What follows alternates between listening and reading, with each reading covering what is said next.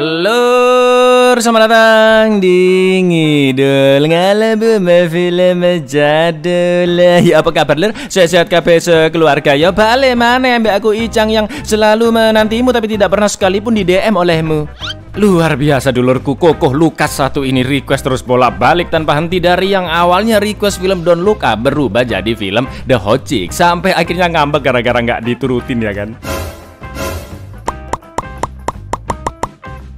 Banyak banget yang request lur, sabar ya, jangan ngambek dong kok. Ya pinter kok, ya. The Hot Chick bercerita tentang seorang gadis SMA yang cantik jelita tapi suka membuli orang lain. Sampai suatu ketika dia bertukar tubuh dengan seorang perampok berumur 30 tahun. Tapi justru disitulah dia mendapatkan banyak pelajaran hidup. Bagaimana kekocakan film ini? Langsung aja kita gaskan pantun seperti biasa. Cak Koko, ojo ngambekan. Monggo sekejaaken kan.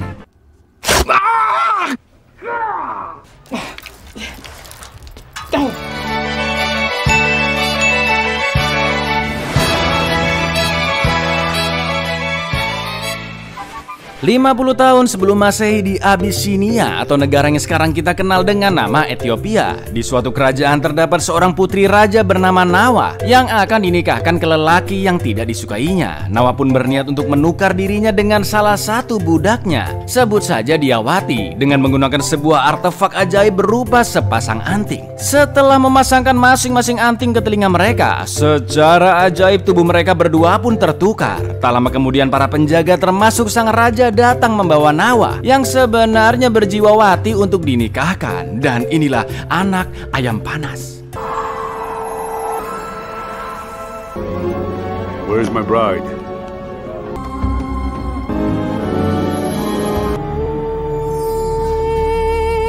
Come, child. Your groom awaits you. Film pun beralih ke masa sekarang, tepatnya di SMA Bridgetown. Seorang siswi cantik nan gaul bernama Jessica Spencer sering melakukan hal-hal jahat bersama teman-teman gengnya, termasuk bestinya yaitu April. Mulai dari membuli siswi lain di depan banyak orang, menggoda mas-mas di mall supaya dapat es krim gratisan, dan mencelakai geng cewek saingan mereka. You ready, Hindenburg? Yeah.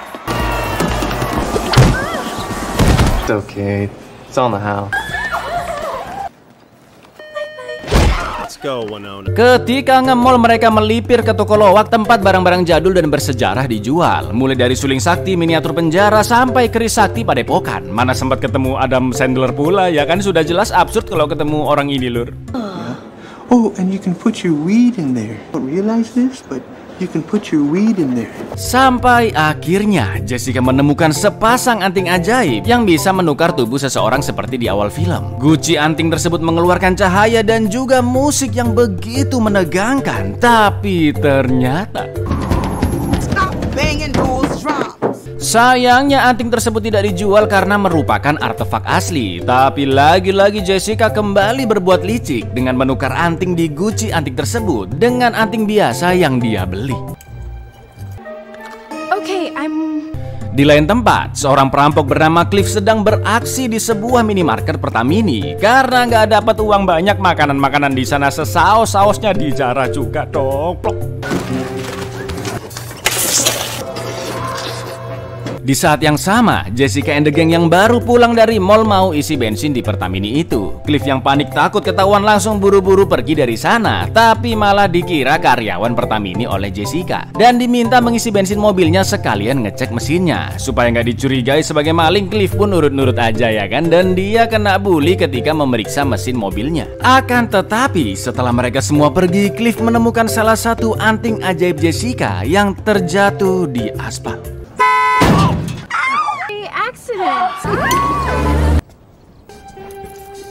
Malam harinya Jessica masih belum sadar jika antingnya hanya tersisa satu. Setelah bertemu pacarnya Billy secara diam-diam di halaman rumah, Jessica pun teleponan sama bestinya April sampai ketiduran. Sementara itu di rumahnya, Cliff sedang asik menghitung uangnya yang lengket terkena saus, termasuk memakai anting ajaib yang tadi dia temukan. Kekuatan anting ajaib pun muncul ketika mereka berdua sudah tidur. Jessica, si gadis SMA yang cantik jelita, bertukar tubuh dengan Cliff, si perampok.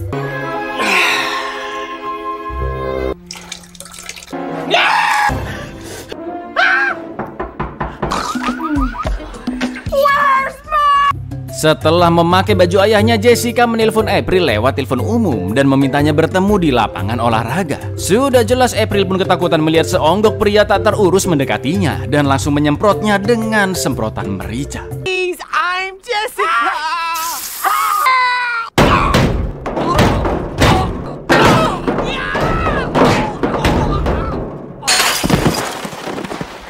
April yang berniat untuk segera kabur, langkahnya pun terhenti karena Jessica memberitahi hari-hari pertama April ketika baru pindah sekolah dan hanya Jessica lah satu-satunya anak yang mau menemaninya saat itu. April pun akhirnya percaya jika laki-laki tersebut adalah bestinya karena dia juga hafal tos rahasia mereka berdua. If you let him go all the way, then... Oh my God! How did this happen? You're my bestest friend. Setelah itu April memberikan kunci kamarnya dan meminta Jessica menunggu di sana untuk mendiskusikan masalah ini. Sesampainya di rumah April, Jessica yang tidak tahan dengan bau badannya menyemprot parfum berbotol-botol ke sekujur tubuhnya dan juga mencabut bulu-bulunya. Lalu April pun mulai kepo dengan kelamin Jessica yang sekarang dan terus memaksa untuk melihatnya.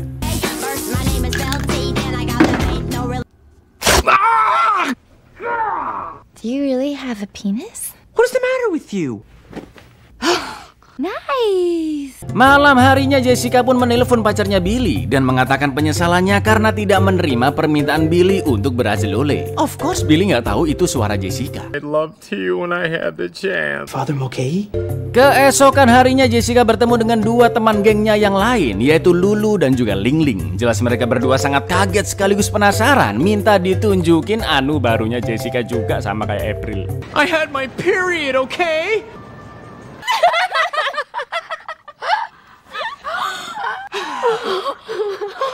Mereka pun mulai berdiskusi penyebab Jessica berubah wujud, yang menurut Ling Ling bisa jadi pelakunya adalah seseorang yang membenci Jessica, entah bagaimana cara dia melakukannya. Tapi Jessica sama sekali nggak sadar jika perilaku brengkesnya selama ini telah menyakiti banyak orang. Mereka pun akhirnya setuju menulis daftar orang-orang yang membenci Jessica, lalu bermain perang bantal, yang alhasil karena kekuatan ototnya ketiga temannya sampai terpental dan pingsan.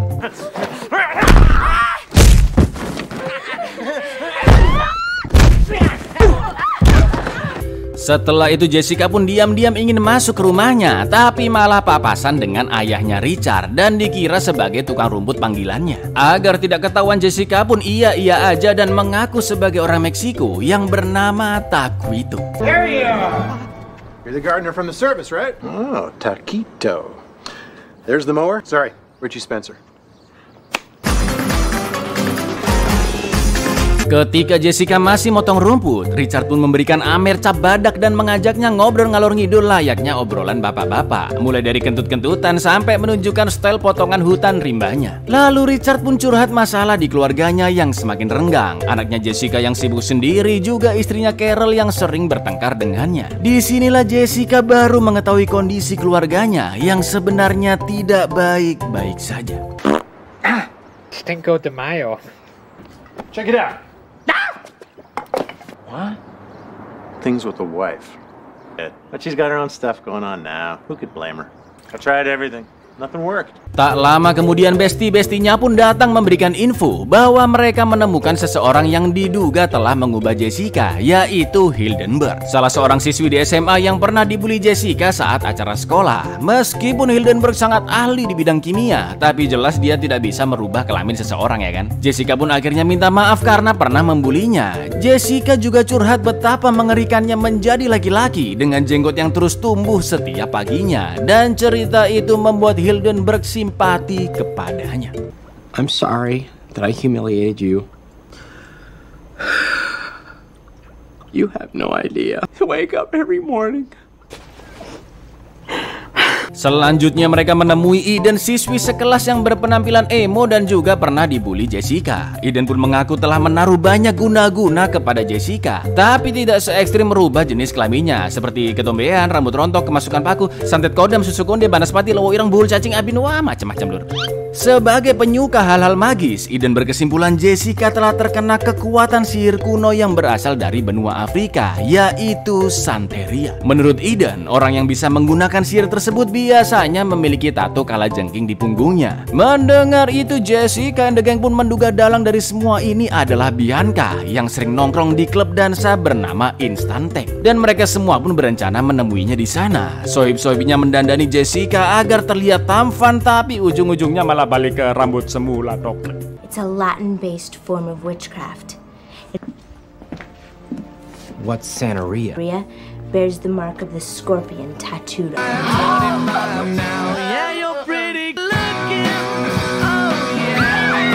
Sesampainya di klub, cowok-cowok di sana pun bingung dengan Jessica yang sikapnya sangat ngondek tapi bisa dikelilingi banyak wanita cantik. Tak lama kemudian mereka melihat Bianca yang sangat lihai berdansa dan Jessica pun langsung join untuk mengecek tato kalajengking di punggungnya.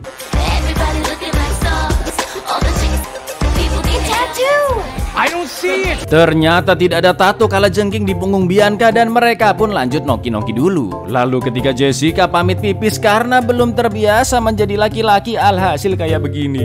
Would you mind? Wrinkly. Gross. See that fly? Painful. Oh.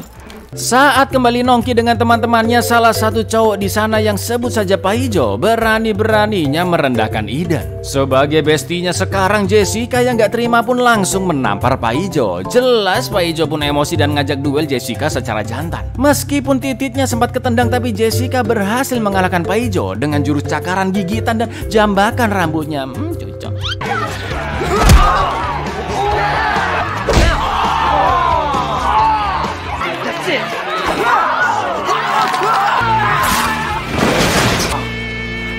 Keesokan harinya di sekolah, April bertemu dengan cememeunya Jack yang anehnya pakai shawl padahal cuaca nggak dingin. Karena ternyata shawl tersebut digunakan untuk menutupi bekas cupangan wanita lain dan April pun sangat kecewa melihatnya. Ski rash. I'm gonna go to class. Sementara itu Jessica yang ingin berada di sekolah akhirnya melamar menjadi cleaning service dengan nama samaran Spence sesuai idenya April. Selain sudah bisa kembali ke sekolah, Jessica juga terus bekerja sebagai kang kebun di rumahnya. Bahkan sudah dianggap teman sendiri oleh Richard. Jessica juga selalu menempelkan pesan di kulkas setiap pagi bahwa dia pergi ke rumah April agar kedua ortunya tidak khawatir. Kali ini Jessica memberikan nasihat ke ayahnya agar lebih memperhatikan istrinya, bahkan kalau perlu menciumnya duluan untuk kembali menggairahkan rumah tangga mereka. Setelah itu Jessica and the gang mengecek situs barang-barang goib dan melihat anting yang persis seperti miliknya. Langsung mereka semua menemui ibu-ibu tukang loak dan menanyakan asal-usul anting tersebut. Mak-mak loak pun bercerita, konon katanya anting ajaib itu pernah digunakan seorang putri bernama Nawa untuk bertukar tubuh dengan budaknya. Tapi naasnya Nawa malah menjalani sisa hidupnya sebagai seorang budak karena dia tidak tahu cara mengembalikan tubuhnya, yaitu dengan memakai kedua anting tersebut. Maka dari itu Jessica harus segera menemukan anting yang satunya sebelum terlambat. Gak pakai lama teman-teman Jessica pun membantu menyebarkan brosur untuk mencari anting itu. Princess Nawa, and she lived out her life as a slave. Got to find that out the earring before the full moon end.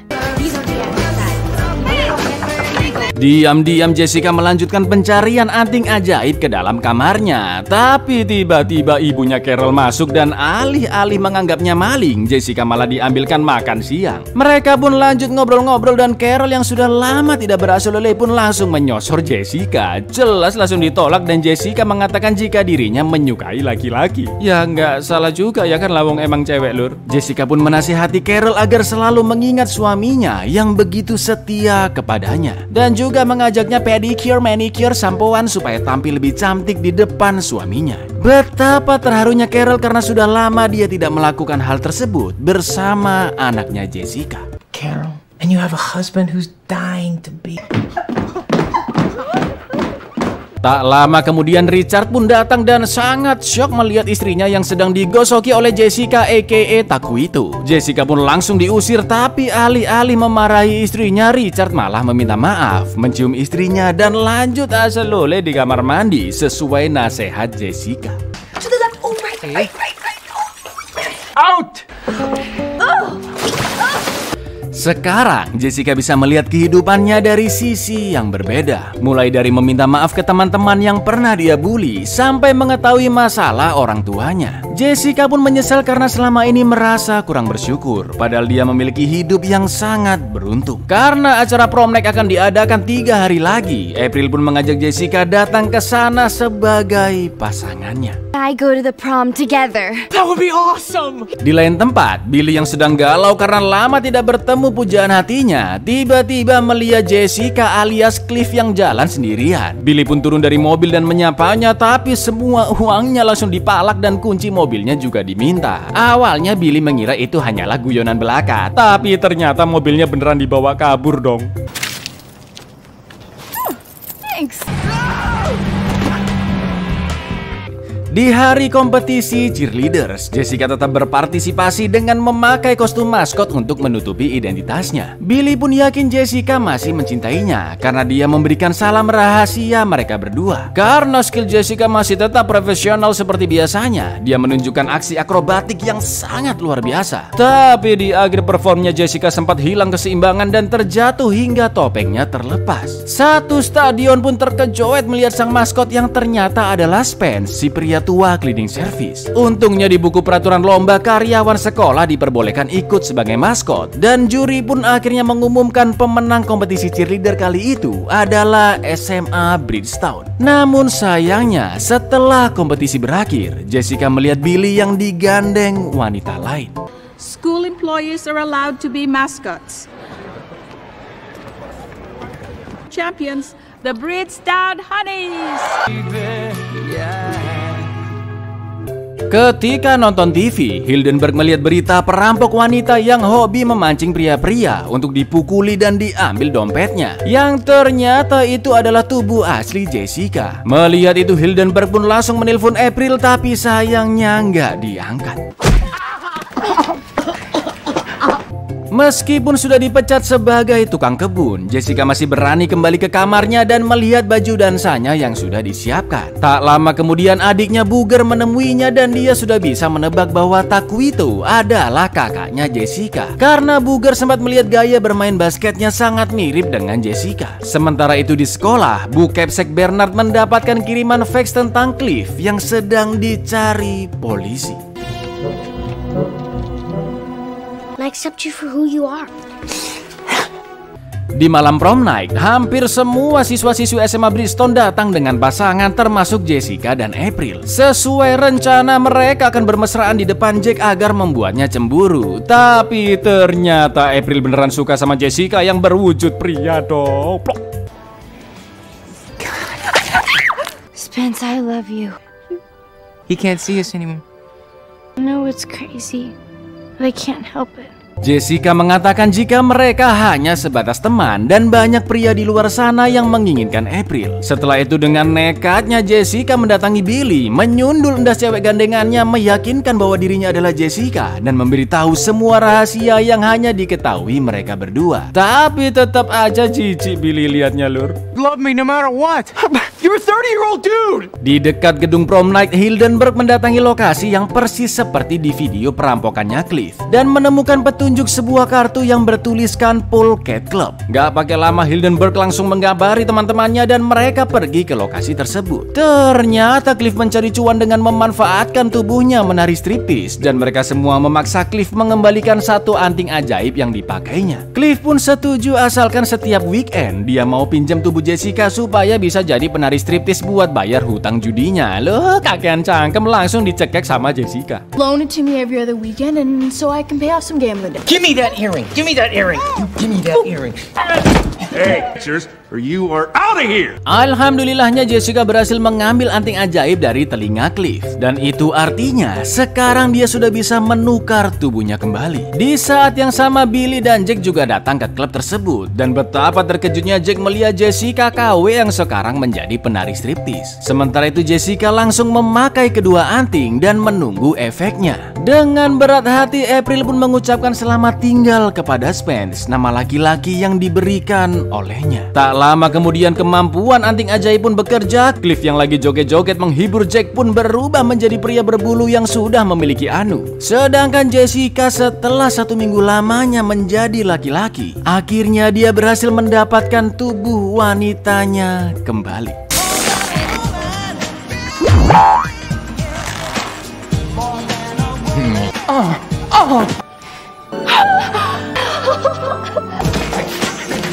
Di saat yang sama, Bu Bernard yang sudah tahu identitas Cliff datang bersama kepolisian untuk menangkapnya. Di lain sisi, ayah dan ibu Jessica bersama adiknya Booger juga telah datang ke klub menemuinya. Karena mereka mendapatkan info dari ortunya April bahwa dirinya selama ini tidak pernah berada di rumah April. Setelah itu, Jessica pun bertemu Billy dan mereka pun kembali bersatu meskipun mobilnya udah pernah dicolong. Taquito? It's really you. Singkat cerita, Jessica and the gang akhirnya lulus dari sekolah. Sedangkan Cliff yang masih pakai bikini dan berhasil kabur dari mobil polisi dijemput oleh laki-laki tak dikenal yang ternyata adalah seorang gay. Mampus.